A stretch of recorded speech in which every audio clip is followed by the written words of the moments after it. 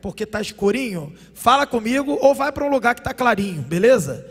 Então tá bom, Romanos 5, versos 1 e 2. O tema do nosso sermão está na tela.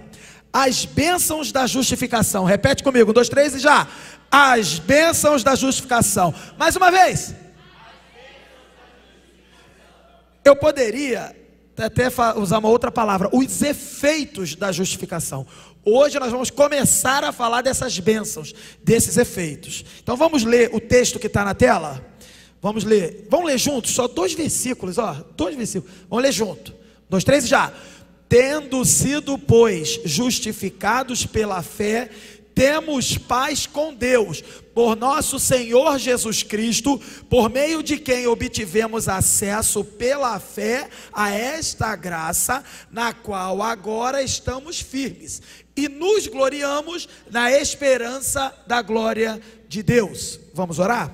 Senhor Deus, mais uma vez em oração, declaramos que esta é a Tua palavra, e agora que Teu Espírito fale conosco, que Tua palavra possa entrar nos nossos corações e possa, conforme ela mesma diz, penetrar entre juntas e medulas e fazer distinção entre coisas que são indistinguíveis, como alma e espírito, e assim entrar naquilo que precisamos e transformarmos, para que sejamos mais aperfeiçoados e parecidos com o Senhor Jesus. Muito obrigado, em nome de Jesus, amém. Bem, pessoal, no capítulo 4 anterior, nós estamos dando sequência à carta de Paulo aos Romanos.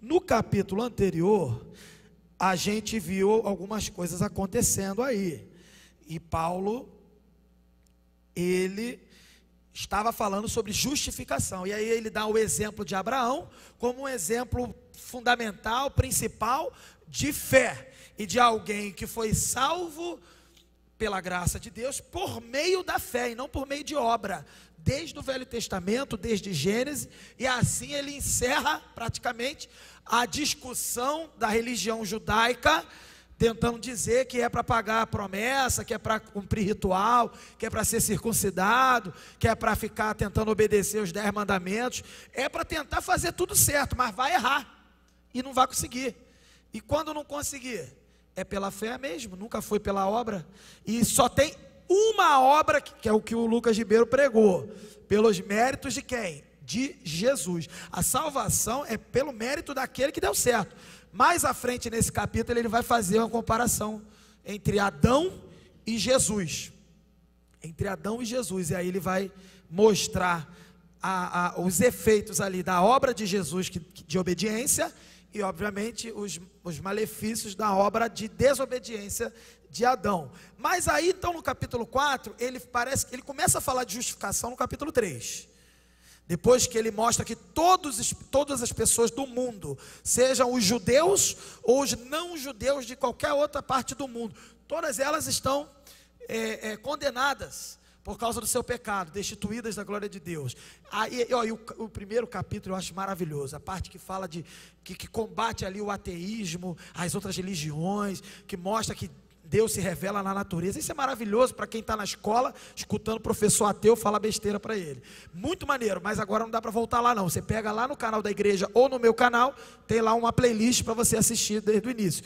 Aí depois, então no capítulo 3, ele começa, agora que entenderam, todo mundo entendeu ali na carta, que ele está demonstrando que o leitor vai entender, que todo mundo é pecador, aí ele começa a falar da salvação, a partir do princípio da justificação, e pela fé, não por causa de obra. Não, a pessoa não vai fazer tudo certo, e aí vai ser justificada porque fez tudo certo, não existe isso.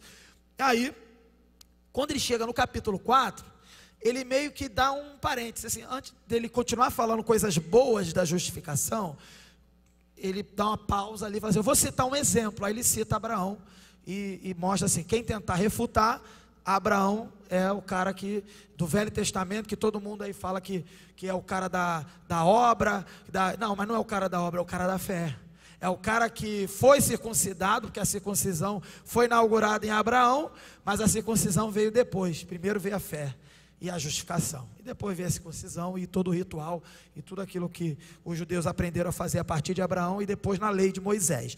Então, quando ele encerra essa discussão em Abraão, agora no capítulo 5 ele volta a falar dos efeitos positivos da justificação, da bênção que é a justificação. Então, eu me ative a 2 versículos, ele, do verso 1 até o verso 11, ele vai falar desses efeitos, dessas coisas boas da justificação, até o verso 11, mas hoje nós não vamos falar até o verso 11, é só até o verso 2, até o 2, e do 12 até o 21, ele vai falar como que Deus, de fato, executa essa justificação na vida dos seus filhos, dos seus servos. E é dentro dessa parte, do 12 ao 21, é que ele vai fazer essa analogia entre Adão e Jesus, tá certo? Mas vai ficar para frente, só estou dando uma dica aí para o que vem pela frente.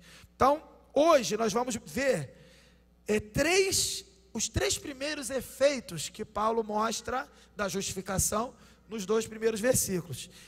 A paz com Deus, o acesso ao favor de Deus, está na tela aí, e a alegria na esperança da glória de Deus, tá? Então vamos lá, paz com Deus, vou voltar no primeiro versículo, tendo sido, pois, justificados pela fé. Então, tipo assim, já entendemos o que é isso. Agora vamos ver os efeitos de sermos justificados pela fé. Aí ele diz assim, temos paz com Deus, repita comigo, temos paz com Deus, para acordar de novo, temos paz com Deus. E às vezes a gente lê esse versículo e acha muito assim, automático, fala, temos paz com Deus, e beleza, tanto faz nada, temos paz com Deus é fundamental. Se não tivéssemos paz com Deus, significa que teríamos guerra com Deus, briga com Deus, inimizade com Deus. A Bíblia diz em outros textos, que nós éramos inimigos de Deus, e Ele nesse caso, então nos amou inimigos, e não se contentou em amar inimigos e deixá-los inimigos. Ele amou inimigos e transformou-os em amigos, e mais do que amigos, em servos, filhos, família dele, herdeiros, co-herdeiros com Cristo, irmãos mais novos do primogênito Jesus. Então veja, aí eu lembro sempre da passagem que Jesus fala que nós também devemos amar inimigos, e Jesus fala assim, sejam divinos, sejam como o Pai, porque o Pai ama inimigo, vocês também têm que amar inimigo. Só que a diferença, que o Pai quando ama inimigo, ele transforma ele, vira um amigo. Você não tem esse poder, mas o amor que te alcançou tem. Eventualmente, amar inimigo então, provavelmente não é só abrir, assim, ajudar lá, a pessoa está necessitada de entrar na sua casa para fugir de alguma coisa, dar um prato de comida, isso também, se estiver precisando de água, ele fala isso, se teu inimigo tiver fome, né, tiver sede e tal, faça isso, tudo isso, mas a maior prova de amor ao inimigo é pregar o evangelho e dar assim a oportunidade dele ser transformado de inimigo a amigo. Então é isso que Deus fez conosco, quando éramos inimigos, ele nos transformou de inimigos a filhos dele, da participantes da família dele. Então, ter paz com Deus me faz lembrar, por exemplo, de 2 Coríntios, capítulo 5, lá no verso 16, 17, quando vai falar que somos embaixadores de Cristo, ele também fala assim, que Deus, melhor dizendo, Deus está em Cristo, reconciliando consigo mesmo o homem com ele. Então veja, em Cristo, Deus está se reconciliando conosco. O Paulo que escreveu isso em Coríntios, agora aqui em Romanos ele fala isso, temos paz com Deus, isso é reconciliação. O ministério de Jesus, na prática, o estabelecimento do reino de Deus na terra é reconciliação, e é muito difícil, é por isso que Jesus fala isso também, que quem não perdoa, provavelmente então não será perdoado, porque nunca foi de fato perdoado.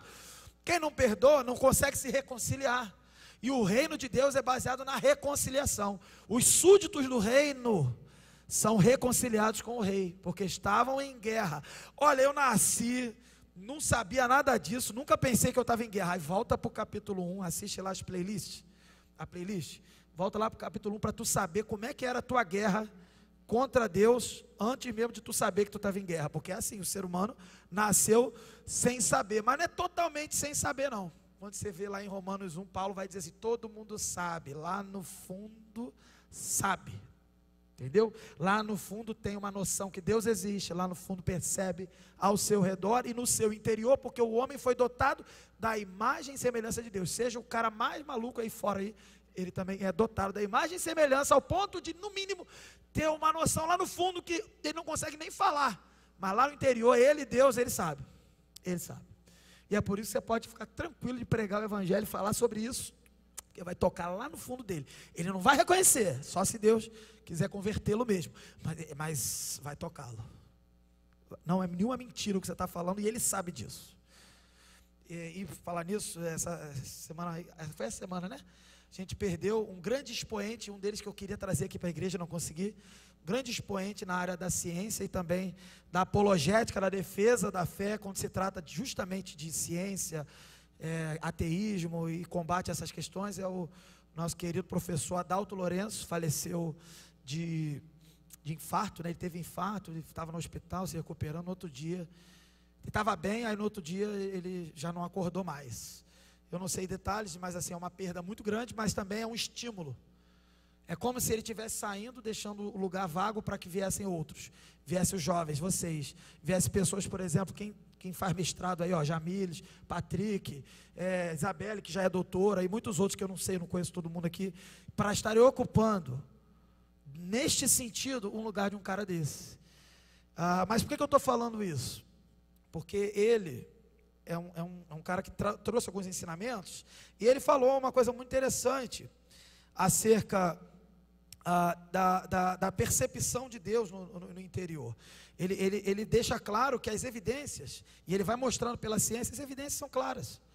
Você olha com o mínimo de cuidado e atenção, e sem ter má vontade, você percebe as evidências de Deus.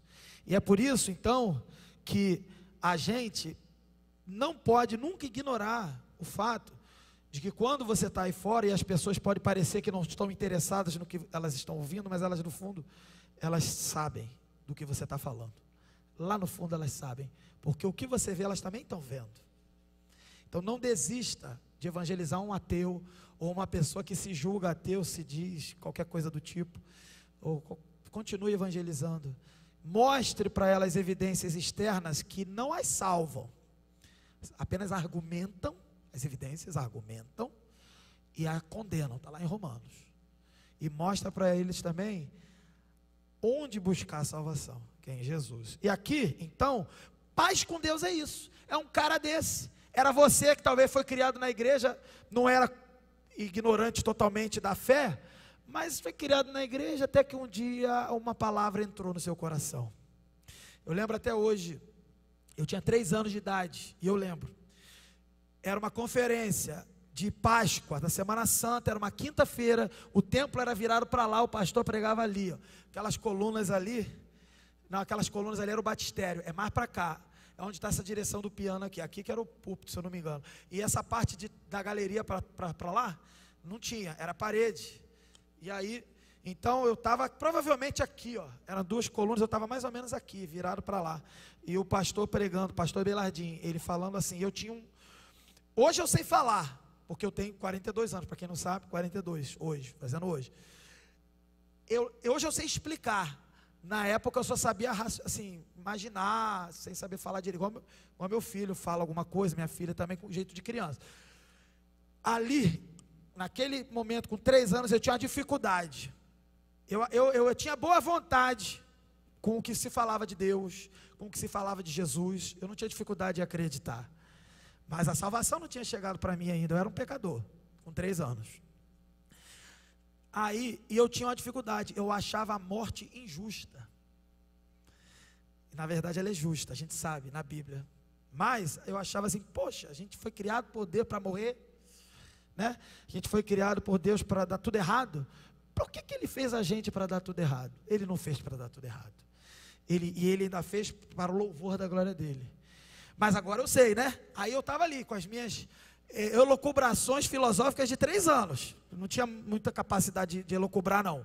Mas eu achava, poxa, que pena, uma planta morre, uma formiguinha morre quando a gente pisa. Até hoje eu tenho dificuldade de matar um rato, fico com pena. Raquel que sabe, Raquel fica com a raiva. Eu tenho uma dificuldade, eu tenho uma pena do bicho, mas assim, ao mesmo tempo a gente tem que crescer, né? Tem que evoluir. Mas assim, aí eu tinha essa dificuldade da morte, achava ruim, a natureza sofrer com a morte, e o ser humano também. E eu lembro que eu tinha visto um menino de 8 anos, um velório. Esse menino, aqui na igreja, ele, naquela época, assim, ele, eu não sei quem é, não lembro de nada, eu era criança, com 3 anos, eu só sei que eu passei e vi o caixão, o pessoal numa sala. Eu lembro que era nesse corredor para cá, a gente tinha uma saída para lá, por baixo aqui era aberto, não era coberto, essas salas aí das crianças, não sei o quê, era tudo aberto. A gente saía para cá e tinha uma salinha virada para fora assim, aí estava ele sendo velado, provavelmente onde é o Salão Krieger, mas virado com a saída para lá. Aí estava lá o caixãozinho, aí eu fui saber que ele sofreu um acidente com um ventilador. Naquela época o ventilador não era de plástico, era de ferro, e ele foi eletrocutado. Eu fiquei sabendo com 3 anos, acontece na igreja, a gente fica sabendo. Aí minha avó até que me levou na igreja, aí quando eu perguntei, ela me falou que eu cuidava do ventilador, aquela coisa, né, para avisar, para você não sofrer acidente. Então eu tinha essa coisa de morte, era ruim, claro que alguém acha a morte bom, gente?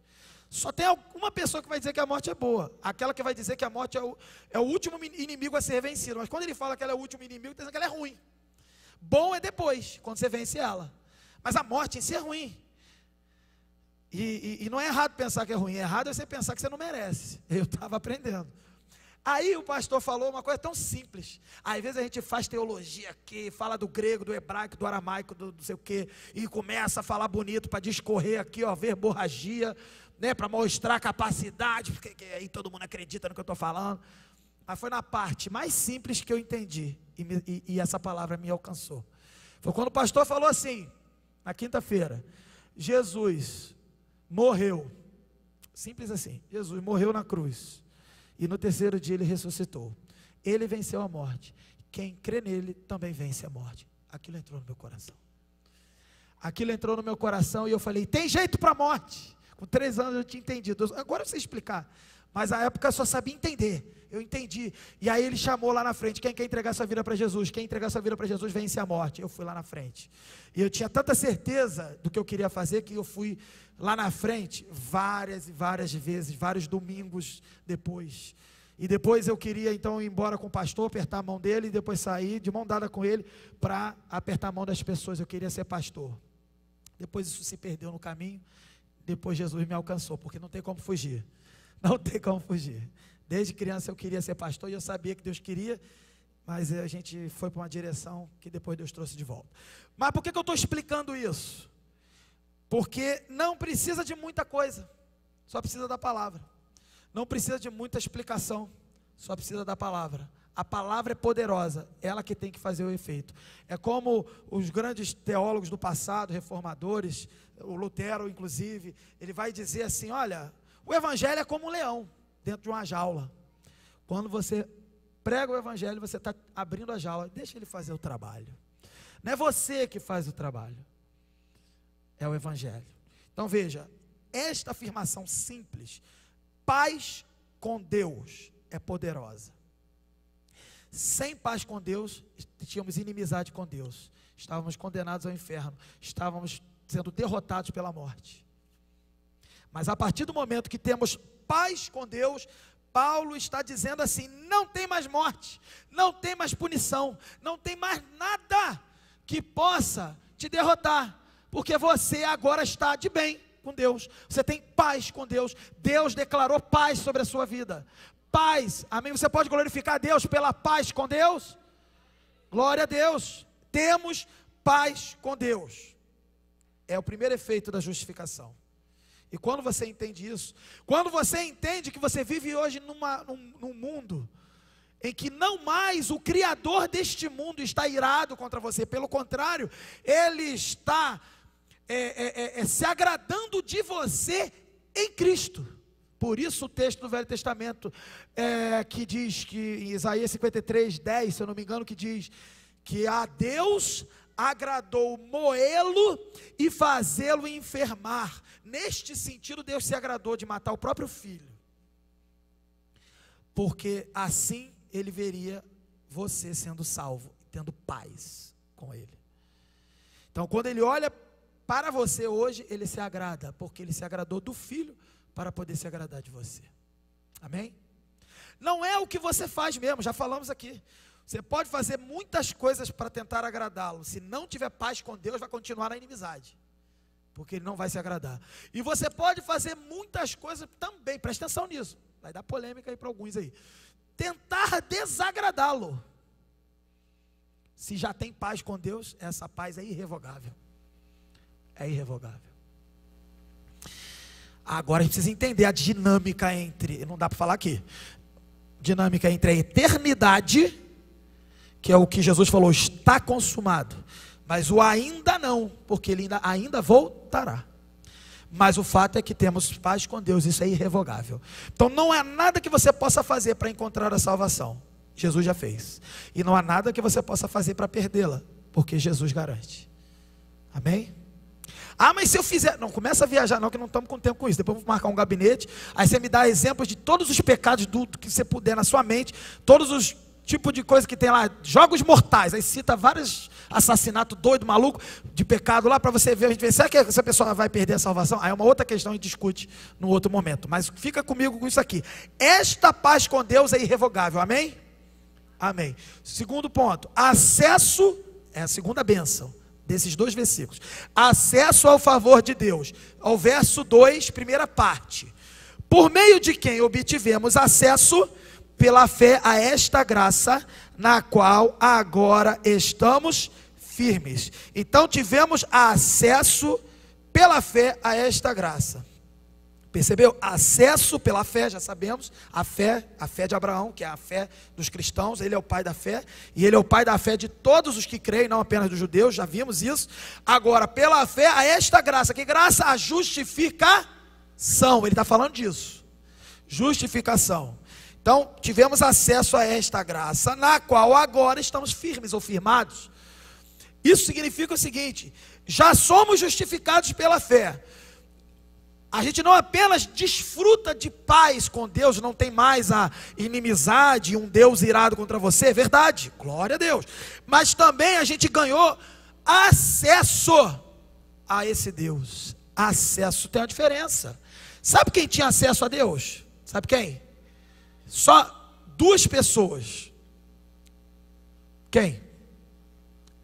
Adão e Eva. Fazendo uma correção histórica, o nome era Adão, mas a mulher não era Eva, era homem e mulher. Eva veio depois, o nome. E depois a gente conversa sobre isso. O fato do nome dela ser Eva é que trouxe problema para as mulheres em diante aí depois do pecado. Mas, voltando aqui então, Adão e Eva ali no jardim, antes do pecado, ali eles tinham acesso a Deus, e aquilo foi perdido quando? Quando no capítulo 3 eles desobedeceram a Deus. Havia um mandamento que não podia comer de uma árvore. Qual árvore? Qual árvore? Do conhecimento do bem e do mal. Não tinha proibição da árvore da vida não, eles tinham acesso à vida. Eles só tinham um mandamento ali, que poderia perder algo, que era a comer do fruto da árvore lá do conhecimento do bem e do mal. E de fato eles comeram e perderam. Perderam o acesso a Deus, e não apenas o acesso a Deus, também o acesso ao paraíso. Eles foram retirados do paraíso, e o paraíso foi tirado do acesso deles, porque na condição que eles estavam, eles não podiam estar mais no paraíso, porque na medida que eles estivessem no paraíso, na condição de pecado e de deformação que eles estavam, eles iam ter acesso à árvore da vida e outras coisas, benefícios ali de quem era de Deus, e teriam uma complicação cósmica que ia resultar, obviamente, em condenação eterna. Então, para protegê-los, eles foram removidos. Pecado, pecador, fora do paraíso. Porque se estiver misturado, vai dar curto-circuito ali. E então, eles perderam, e a partir deles, todo mundo nasceu sem acesso. Ok. E agora, em Cristo, Ele reconquistou e nós passamos a ter acesso novamente. Veja, o que era o acesso que eles tinham no jardim e que nós podemos ter hoje, e já temos hoje em Cristo? É o acesso de poder falar com Deus e Ele te ouvir. E de fato ouvir, não apenas escutar, mas ouvir de responder e de atender aquilo que você precisa, muito mais até do que você pode ser capaz até de falar e pedir. É o acesso a Deus para desfrutar da sua comunhão e do seu abastecimento, da sua presença. E você pode pensar, isso não é grande coisa, isso aí é coisa de pentecostal. Não, isso é coisa de crente. E se você está entendendo que o acesso a Deus é só ficar vivendo numa fumaça e ficando dando glória, glória, glória, glória, tu está entendendo errado. O acesso a Deus está no fato de que Ele agora governa a sua vida. O acesso a Deus está no fato de que Ele agora habita no seu interior, através do Espírito Santo. O acesso a Deus agora é que Ele te capacita para a obediência, e te induz e te conduz para a obediência. O acesso agora está que você é capaz de viver as verdades do reino de Deus, antes mesmo desse reino ser materializado, porque ele é espiritual ainda. É você ser capaz de orar e ser atendido. É você ser capaz de orar por cura e ser curado, por ressurreição e ressuscitar. Pedir uma vaga, uma oportunidade em algum lugar e Deus te dá, mesmo quando ninguém vai te dar. E não é só coisas assim do dia a dia material, não. Coisas espirituais, do tipo você ter acesso à vida eterna. Você tem acesso à vida eterna. Você hoje é um ser já celestial. Terreno, mas celestial.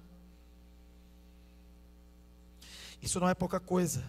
Desfrutar da presença de Deus é quando você percebe, nota a presença dEle, e às vezes Ele faz isso, Ele permite você perceber a presença dEle, e quando você percebe a presença dEle, consegue notar, apesar da sua surdez, apesar dos seus olhos, suas escamas nos olhos, você ainda assim consegue perceber, porque você tem acesso a Deus agora, e Ele permite você percebê-lo, como eu tive oportunidades, várias outras no passado também, semana passada mesmo, e você percebe e você não quer saber de mais nada, só dEle.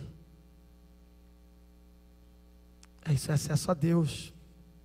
E é por isso que Hebreus vai falar assim: por isso podemos nos apresentar ao Senhor e entrar na sala do trono com ousadia. A ousadia aqui não é desobediência, não é orgulho, não é arrogância, não é falta de educação e reverência, não. Ousadia aqui é do tipo assim, fazer o que não podia ser feito, porque agora pode. Estar na presença dEle e se achegar como um filho, porque Ele é rei, mas Ele é pai. E Ele te dá acesso. É como Jesus ensinou, podemos chamá-lo de Abba, de paizinho, e não forçando intimidade para aparecer na frente dos outros, mas de fato desfrutando de uma intimidade real. Ele te entende e Ele te dá acesso, e esse acesso é também irrevogável, assim como a paz que é irrevogável, o acesso também é irrevogável. Não é assim não, fez tudo certo, o acesso está liberado, e hoje tu pecou, né? Hoje tu corta aqui, hoje não vai ter não. Não existe isso para Deus, porque não é o que você faz ou deixa de fazer, é o que Cristo fez. Não é um acesso intermitente, baseado no seu desempenho, mas é uma posição permanente, que a gente está firmado, e através de Jesus, você sabe dessa história, o véu do templo, daquela religião judaica se rompeu, e a gente fica repetindo isso até hoje, o véu rasgou, o caminho abriu, então agora não tem mais. Jesus é o mediador e é o único, diz Timóteo 2,15, sei lá, ele diz, lá o texto diz isso, Paulo a Timóteo, e se ele é o único mediador, você não precisa de mais ninguém, você só precisa de quem? De Deus. E aí entrou uma discussão e polêmica aí, mandaram um negócio de iluminação, não vou entrar no mérito disso, rolou uma polêmica aí, mas aí dentro da polêmica tem um princípio importante, um princípio de que todo crente, é o princípio da reforma, o princípio, e é bíblico, todo crente, ele é sacerdote. Agora ele é sacerdote. O que é o sacerdote? O sacerdote é aquele que tem acesso a Deus e leva pessoas a Deus. Antigamente as pessoas não tinham acesso a Deus por causa do seu pecado, e ali na religião judaica tinha que haver todo um simbolismo, e tinha o sacerdote e o sumo sacerdote que entrava na sala secreta lá no Santo dos Santos, e com todo um rigor para se cumprir, para aquilo tudo simbolizar o que Jesus ia fazer e abrir a porteira. E Jesus de fato fez, abriu a porteira, não tem mais negócio de sacerdote, sumo sacerdote. Jesus é o sumo sacerdote, está na Escritura, Hebreus vai falar. E agora você não precisa de mais ninguém, só de Jesus. Você pode respeitar a liderança, obedecer a liderança, é uma coisa totalmente diferente. Mas o seu líder não é teu sacerdote. O seu líder não é um cara que te leva a Deus e só ele pode levar a Deus. Ele te leva a Deus no sentido que ele prega o Evangelho. Mas você tem o Evangelho aí, a palavra, a Bíblia para você aí aberta aí, no seu celular, ou em outras formas que ela também pode ser impressa e tal, você tem a Bíblia, Então um princípio caríssimo da reforma, que vem desde o contexto aqui de Hebreus e de Paulo, é que o crente tem acesso a Deus. Então na polêmica que rolou aí da iluminação, rolou esse debate aí. Quando apaga a luz, parece que só quem está na frente é o sacerdote. É uma discussão maluca. Mas assim, não vou entrar no mérito. Eu quero entrar no mérito que o texto também nos mostra que nós temos acesso e não precisamos de ninguém. E sinceramente, não é uma luz acesa nem apagada que vai fazer a diferença, porque você tem acesso a Deus. O texto diz que é irrevogável. Apague a luz, acenda a luz, dentro do templo, fora do templo, no banheiro, no trabalho, onde você for, você é sacerdote de si mesmo por causa do sumo sacerdote Jesus. E ninguém vai mudar isso. Então não vamos entrar em discussão por causa do sacerdote, deixa de ser sacerdote. Todo mundo aqui tem acesso a Deus, com luz apagada ou não. No dia que Deus quiser que a light pare de funcionar e faltar luz aqui, não vai ter internet, não vai ter nada, vai estar tudo escuro, e celular talvez acenda alguma coisa, e no escuro você tem acesso a Deus. E por que eu estou falando isso? Porque isso é uma bênção. Porque isso é um efeito da justificação. E você não pode perder isso de vista. Isso é qualquer coisa. Não, isso não é qualquer coisa. Isso é o que todos almejaram. Isso é o que gerações almejaram por séculos, milênios, desde Adão até a hora que Jesus veio nesse mundo. Isso é o que motiva as pessoas a pularem de alegria quando relembram do Natal e a gente vê as histórias, os anjos anunciando, dizendo: nasceu o Salvador. O acesso chegou. E quando então aquela figura do templo se rompe ali, o véu, isso é poderoso demais. Isso não é irônico apenas, e é também irônico, mas isso é real, porque aquela religião ela era baseada nas obras materiais em si, e apontavam para aquilo que era espiritual. Então foi lá que aconteceu, tremeu tudo e rompeu mesmo, literalmente, a cortina do Santo dos Santos. E ela era grossa, hein? Não é a cortininha da nossa casa não. Quando você pensa que você tem acesso a Deus, não é qualquer coisa. Não é. A hora que eu quiser, não negligencie Deus. Não trate Deus como qualquer coisa. Deus não é qualquer coisa. As pessoas almejavam isso. As pessoas sonhavam com isso, com esse dia. Entenda, ter acesso a Deus é você poder se deitar e falar com Ele, e Ele está ali com você, e Ele te responde. É você ter intimidade como pregadores conhecidos, fazendo do tipo: bom dia Espírito Santo, boa noite Espírito Santo. É isso, acesso a Deus. Terceiro e último, também temos um terceiro efeito: alegria na esperança da glória de Deus.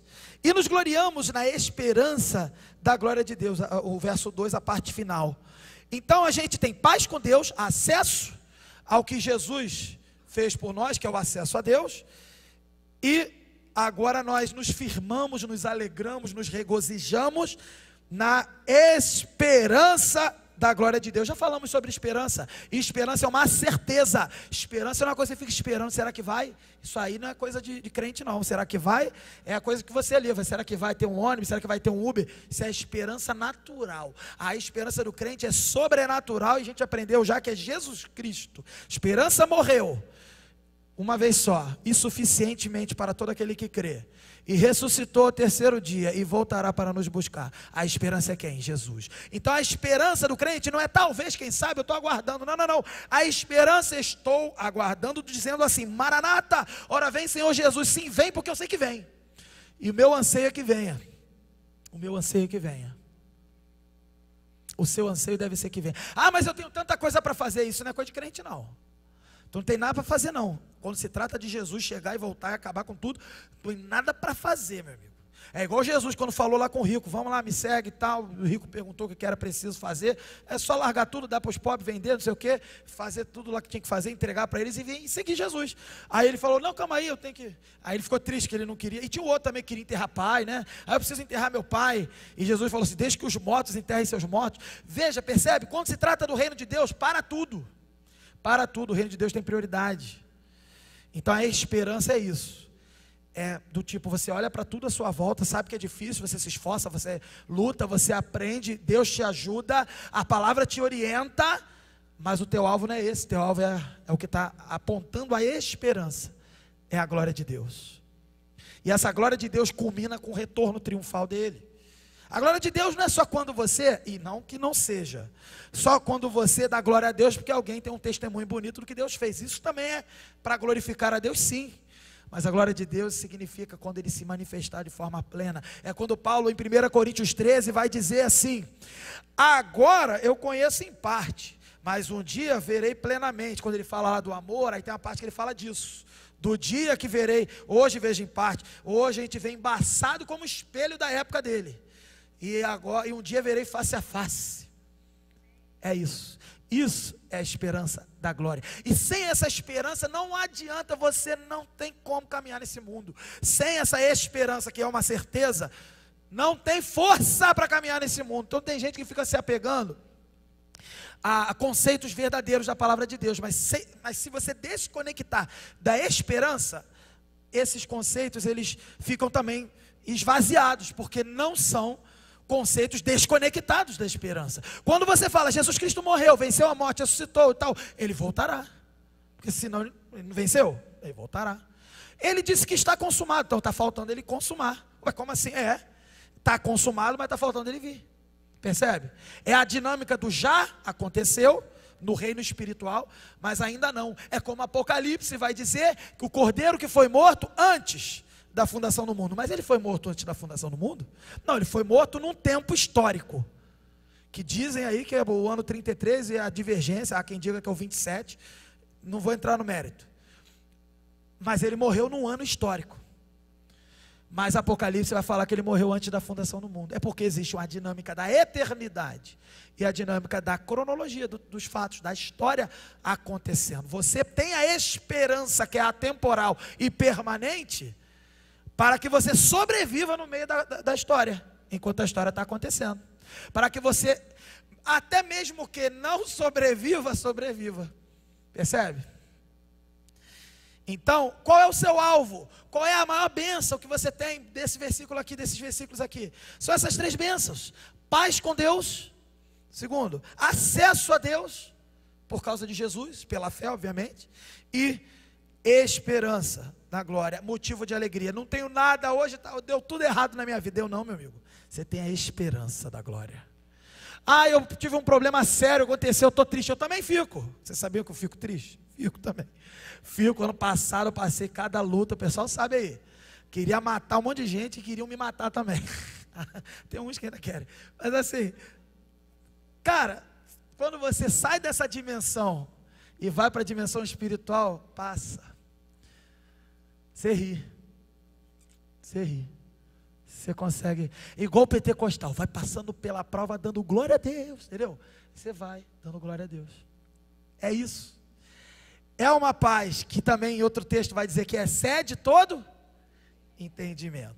Então, para a gente revisar, vira a página aí, vira a imagem aí, por favor, do slide, para a gente revisar então. O que a gente aprendeu? Primeiro, nós temos uma responsabilidade.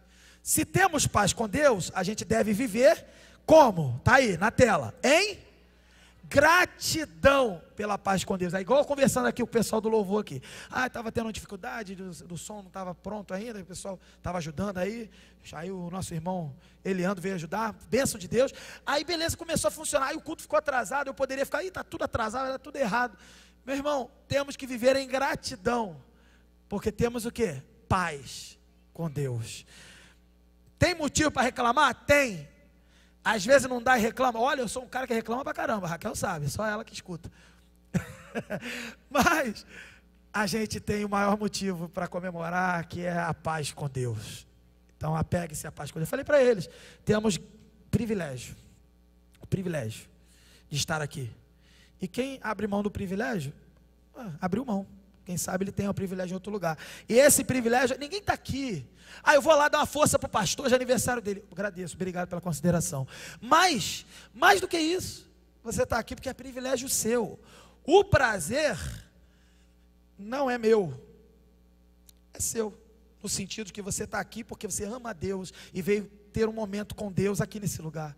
E você veio servir, e você veio adorar, e você veio cantar, e você veio ouvir a palavra. O prazer é todo seu. O privilégio é todo seu, como é meu, no sentido de Deus estar aqui também, não porque eu estou pregando, porque eu estou desfrutando da paz com Deus. Viva em gratidão, não ingratidão, viva em gratidão. Vivam a vida de agradecimento, não só porque hoje eu faço aniversário, mas porque temos paz com Deus. Então é uma vida de quem tem paz com Deus, é uma vida coerente, é uma vida de quem se alegra em meio às circunstâncias adversas, é uma vida de quem permanece firme, mesmo quando as coisas começam a dar errado, porque no final nunca deu errado, está tudo no controle de Deus. Amém? Segundo ponto para a gente lembrar o que a gente tem que fazer. Já que a gente tem acesso ao Pai, o que a gente tem que fazer?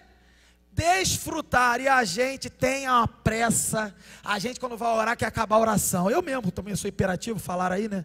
Eu fico me coçando, estou orando, daqui a pouco eu estou olhando, está dando coisa errada, eu fico olhando para ver se tem alguma coisa errada. É uma coceira que dá.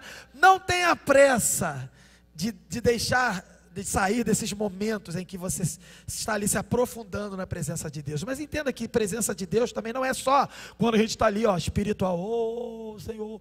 Momentos, por exemplo, até vou compartilhar aqui uma confidência. A Isabelle foi orar, né, irmã? Você não foi orar no início do culto? Estava uma luta ali, não foi? Tá certo. A irmã foi orar, mas alguém tinha que ficar aqui para resolver o problema. A irmã fez a parte que ela podia fazer, foi orar.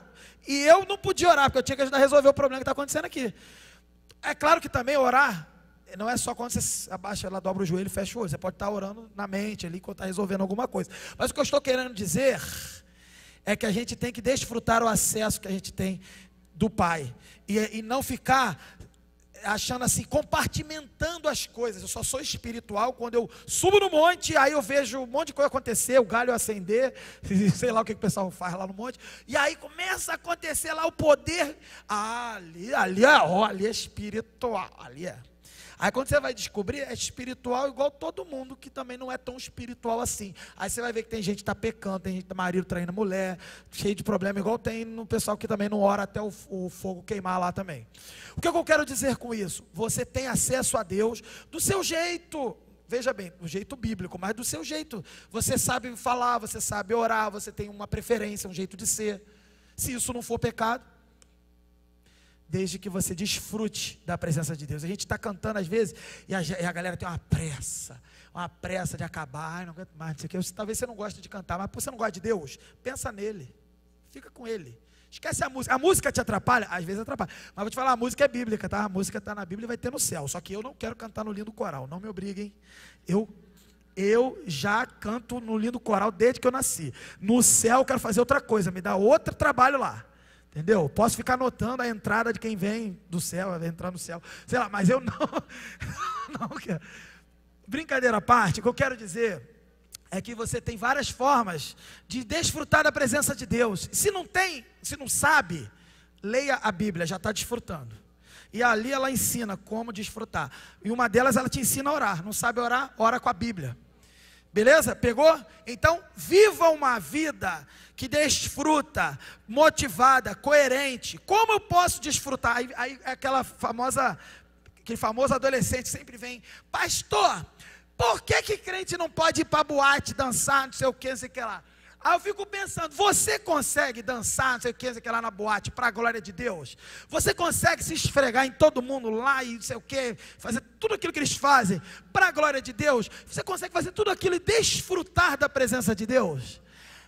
Acho que não, então não dá para ir, entendeu? Beleza? Então assim, desfrute da presença de Deus, é isso que você deve fazer. Viva uma vida de obediência e coerência a esta presença, a este acesso que você tem a Deus. E por último, devemos, já que temos uma esperança, a esperança que é a nossa âncora, que nos sustenta, que é o nosso apoio no meio da luta, da adversidade. Está dando tudo errado na minha vida, perdi dinheiro, perdi emprego, tem gente doente, sei lá o que está errado na tua vida, tem um monte de coisa. Se cada um aqui pudesse falar, ia falar um monte de coisa que está dando errado, mas também falaria um monte de coisa que está dando certo. Sabe o que significa isso?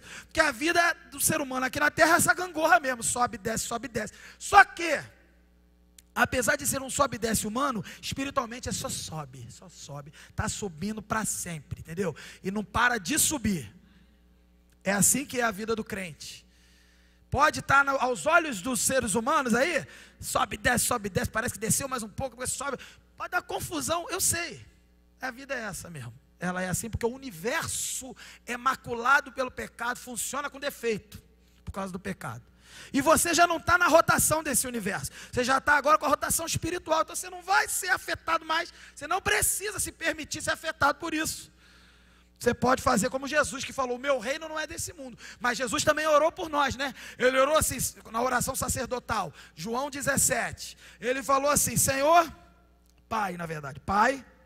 Ele sempre fala com Deus como Pai. A única vez que ele falou Deus como Deus foi quando ele citou o Salmo na cruz: Deus meu, porque me desamparaste. Porque ali ele estava realmente afastado de Deus.